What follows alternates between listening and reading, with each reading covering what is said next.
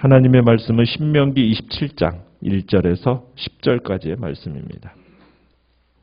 신명기 27장 1절에서 10절입니다.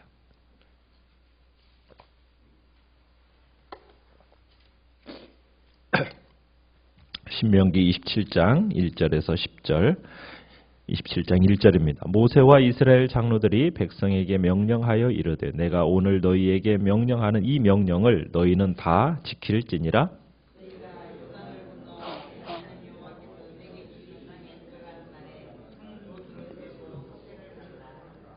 요단을 건넌 후에 이 율법의 모든 말씀을 그 위에 기록하라. 그리하면 내 하나님 여호와께서 내게 주시는 땅 곧 젖과 꿀이 흐르는 땅에 내가 들어가기를 내 조상들의 하나님 여호와께서 내게 말씀하신 대로 하리라.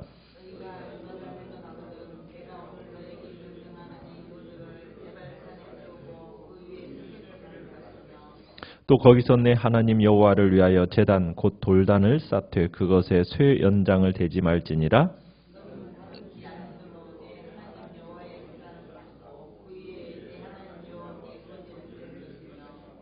또 화목제를 드리고 거기에서 먹으며 내 하나님 여호와 앞에서 즐거워하라.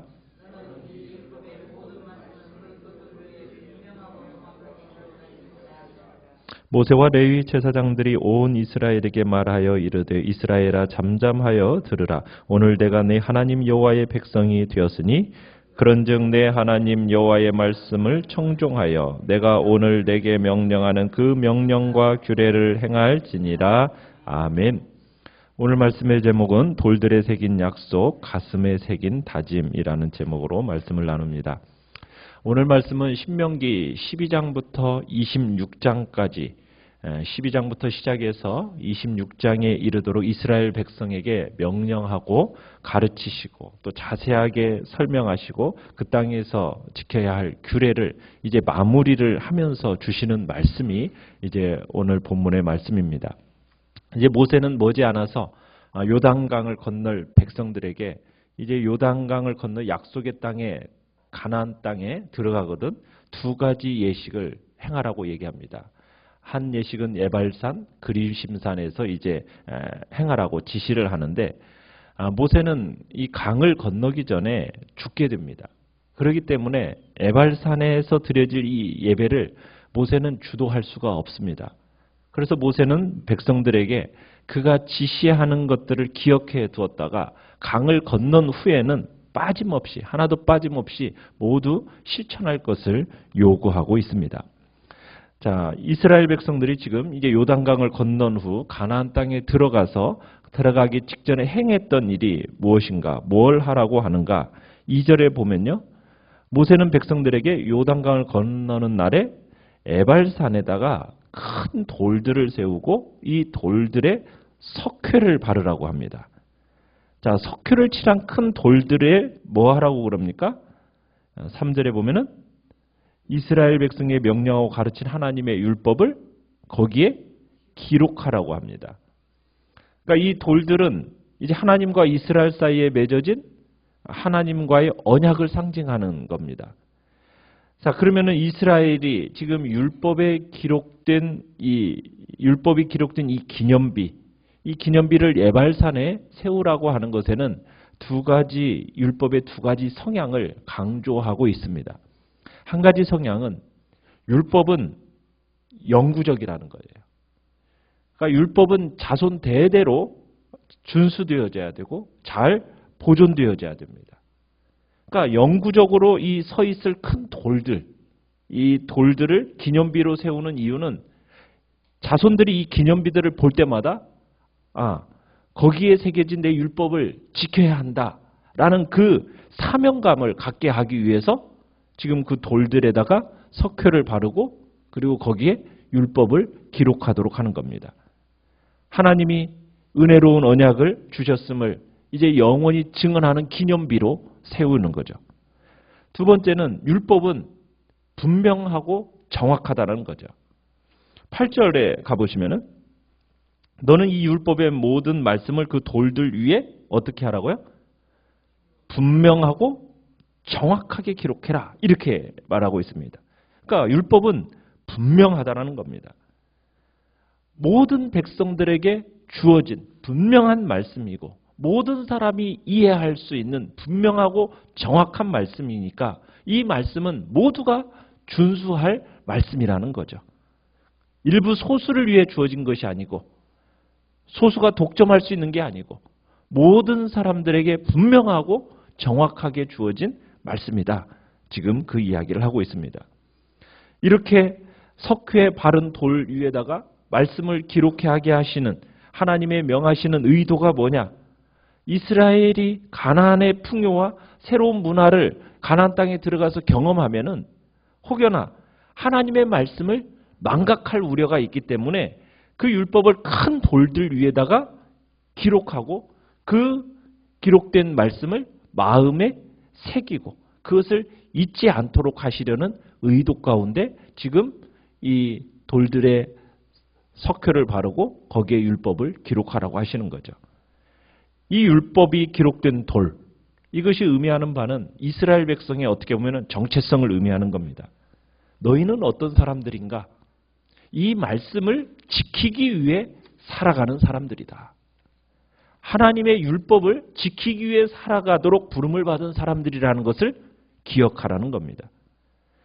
이 세상에 어떤 유혹이나 시련이 있어도 나는 이 말씀을 따라 살 것을 선포하는 사람들, 그 사람이 바로 너희들이라는 거죠. 이스라엘 백성들, 너희들이 이 세상에 존재하는 목적이 무엇인가? 그걸 밝혀주는 겁니다. 이 세상을 살아가는 목적이 뭔가? 자신의 목적을 달성하고 자신의 행복을 위해서가 아니라는 거죠. 살아가는 목적이 뭡니까? 하나님의 뜻을 행하기 위해서 이 땅을 살아간다는 거예요. 내가 이 세상에서 성공하고 내가 이 세상에서 목적하는 것을 이루기 위해 살아가는 것이 아니라는 거죠. 하나님께서 원하시는 뜻, 그 뜻을 열심히 이루어 드리는 것, 이것이 바로 내가 부름받은 목적이다. 예수님도 이 세상에 자신이 오신 목적을 뭐라고 얘기했습니까? 히브리서 10장 7절 이렇게 얘기합니다. 두루마리 책에 나를 가리켜 기록한 것과 같이 하나님의 뜻을 행하러 왔나이다. 두루마리 책에 나를 가리켜 기록한 것과 같이 하나님의 뜻을 행하러 내가 이 땅에 왔다. 예수님이 말씀하셨어요. 그와 마찬가지로 하나님께서 우리를 부르시고 우리가 이 땅을 살아가는 이유와 목적이 어디에 있다고요? 하나님의 기록된 말씀대로 살아가도록 부름받은 존재란 얘기입니다. 하나님께서 왜 이런 율법과 규칙을 주셨겠어요? 이 규칙을 따라 살지 않고 그냥 네 마음대로 결정대로 살면은 니들이 하는 짓이 어떤 짓이냐? 하나님 앞에서 벌받을 짓만 한다는 거예요. 그게 우리의 모습입니다. 하나님의 말씀대로 살지 않으면은 죽기 때문에 말씀대로 살아야 너희들이 사니까. 그래서 하나님이 율법을 주시고 그 율법대로 살아가기를 권고하시는 거예요. 그래서 사람이 사는 것은 떡으로만 사는 존재가 아니라는 거죠. 뭘로 살아가는 존재입니까? 하나님의 말씀으로 살아가는 존재가 바로 우리라는 거예요. 네 생각대로 살아가면 안 된다는 거예요. 우리 생각대로 살아가면은 우리의 결정이 어떤 결정을 한다는 겁니까? 우리의 주장대로, 우리의 생각대로 그렇게 결정하고 살아가면 하나님을 경노하게 한다는 거예요. 그런 것을 그렇게밖에 우리는 만들어내는 그런 존재라는 거예요. 본성을 따라 살아가면은 광야에서 죽어간 이스라엘 백성들과 똑같다라는 겁니다. 그러니 너희들은 그런 실패하는 인생을 살지 않기 위해서는 하나님이 우리에게 무엇을 주시는 거예요? 율법, 하나님의 말씀을 우리에게 주시면서 그걸 기준으로 따라 살아가라. 그것이 너에게 뭐가 된다? 복이 되는 거다. 그래서 우리가 앞에 신명기 10장 2절로 12절로 13절에서 이렇게 얘기했죠. 이스라엘아 내 하나님 여호와께서 내게 요구하시는 것이 무엇이냐?